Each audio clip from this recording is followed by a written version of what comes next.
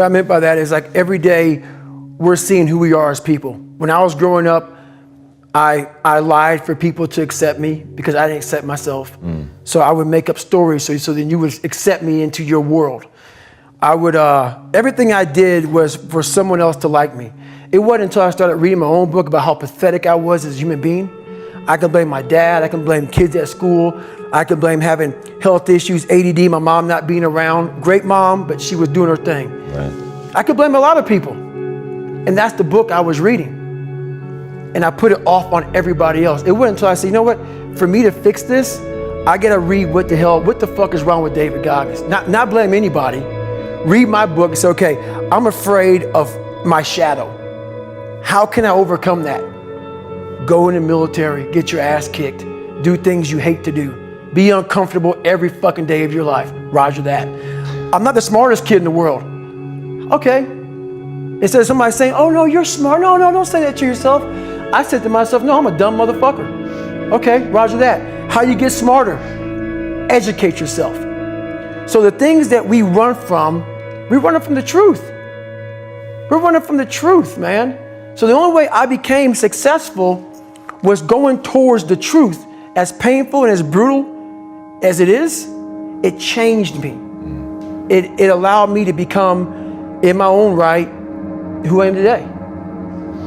One of the most powerful things I think anybody can do, so I used to struggle with self-esteem, and my thing was I focused on being smart and I just wasn't that smart. And I focused on being right and I was wrong a lot. And so it created this weird thing in my life where I would constantly try to put myself around people who were less and less intelligent so that I could feel good about myself. And the bad news is it's actually a really good strategy for that. Right. Being around people that were less intelligent than me really did make me feel good. Like I felt good about myself. But I literally referred to myself at the time as the king of remedial jobs because those were the only jobs that I could really shine at. Right. And it wasn't until I realized I can actually change what I build my self-esteem around, and I can start building my self-esteem around, instead of being right or being smart, being a learner and being willing to admit when I'm wrong. And so the thing that I began to build my self-esteem around was being willing and able to stare at my inadequacies. Right? What you said, like I fully understand like how this interview is going to be, I mean, you warned me ahead of time, this interview is going to be bifurcating. People are going to love it and some people are going to hate it. But dude, I so believe in the notion of looking at yourself, and if you are pathetic, owning it, right? And saying, because my thing is you can change it, right? Which you have proven in no uncertain terms. That's it. But if you don't admit it, you're never going to be on the path to changing it. Exactly. Walk us through, because this is one of those crazy stories. I can't imagine how you pulled this off. Your first ultra marathon, which you got into like really fast, and why you did it, because I think that's incredible. The first ultra marathon wasn't smart at all. So basically what happened was I was at military free fall school with Morgan Luttrell. Marcus Luttrell, if you guys don't know, was the lone survivor, the guy. He was in a bad op went bad. He was the only Navy SEAL that lived. Long story short. Got to get the book, read Lone Survivor, great story. Morgan is Marcus Luttrell's twin brother, and I was there with Marcus. So what happened was myself and Morgan were in free fall school. At the same exact time, Marcus was in the worst incident in SEAL history.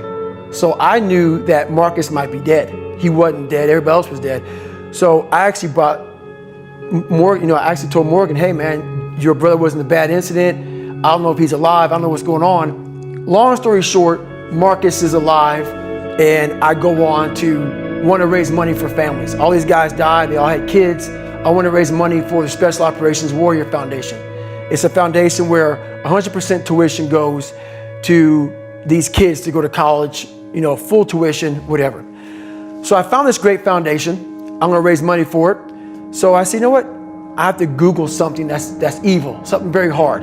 I knew nothing about ultra marathons. I hadn't even run a marathon. I knew nothing about this world. So I Googled the top 10 hardest races in the world. And what comes up is a Badwater 135.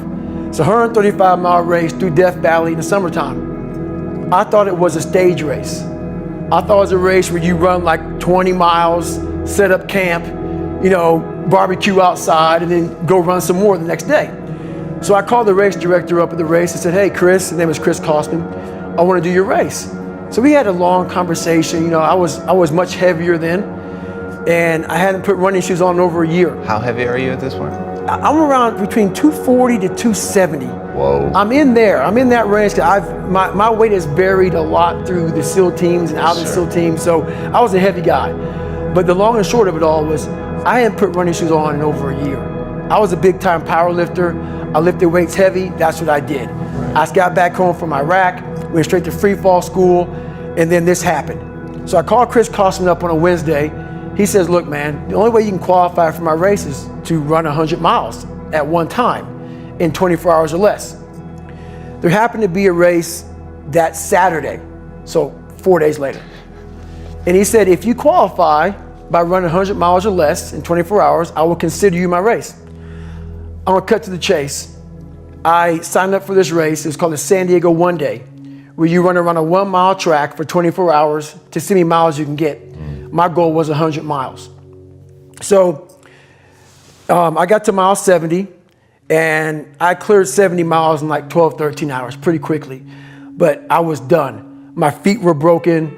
I was stretch fractures, shin splints, muscles were tearing. I was in bad shape. I was eating Ritz crackers and drinking Mileplex. That's all I had. No water, didn't know what the hell I was doing out there. Had on some tube socks. It was just ridiculous. It was a clown show. So I sat down at mile 70, and at this time I was married.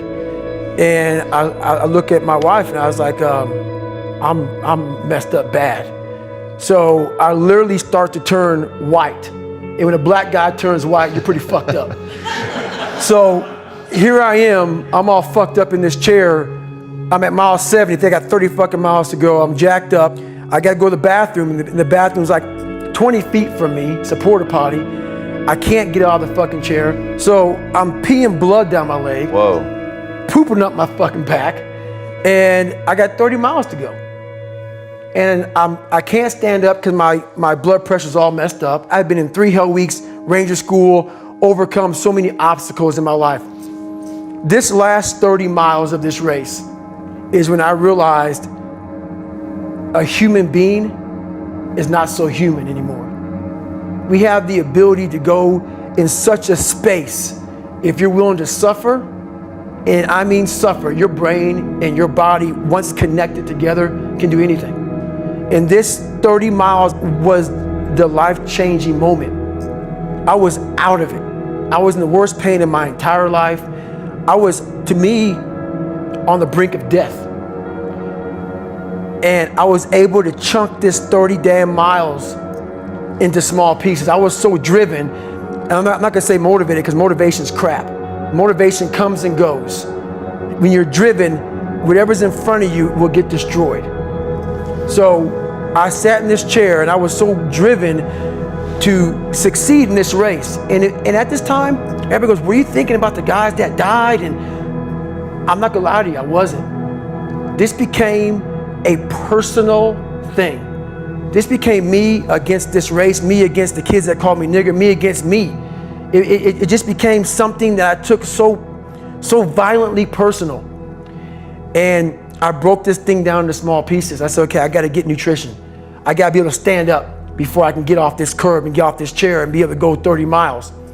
So I went through all these small steps and I was able to stand up. And then from standing up, I was literally walking around with my wife at the time, and she goes, you're not gonna make the time. She goes, you're walking like 30-some minute miles.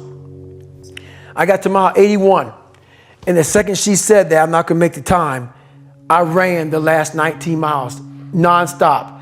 And I can show you right now when we get done with this. Matter of fact, I'm gonna show you right now. This was years ago, and I had to put compression tape on my ankle. And so this was years ago. I had literally the size of $50. I had to get compression tape, and I taped up my ankles and I taped up my feet, and that's how I got through that race. Was it like a hematoma? I mean, what happened was like my shins hurt so bad from having stretch fractures that the only way I could continue on was I taped it so I wasn't doing the flexor motion that activates your shins.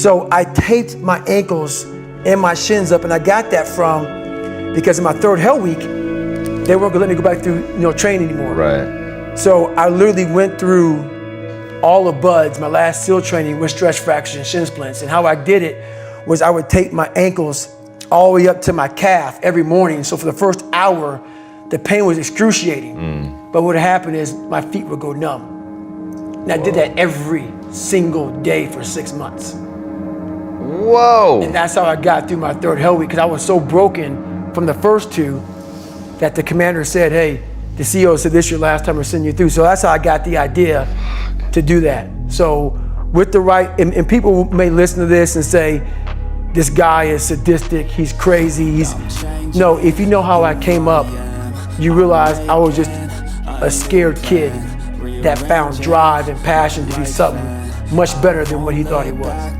That's all it is. You ain't see me activated. You better hope that you never see me agitated. I think about my actions, plan them out, evaluated. That's how I end up on the top, man, I'm calculated. My mind's a weapon, my body is the engine. I'm never second guessing, I just do what I was destined. Cause I feel I got the blessing, persistence and obsession. That's how you keep progressing, I already learned that lesson, yeah.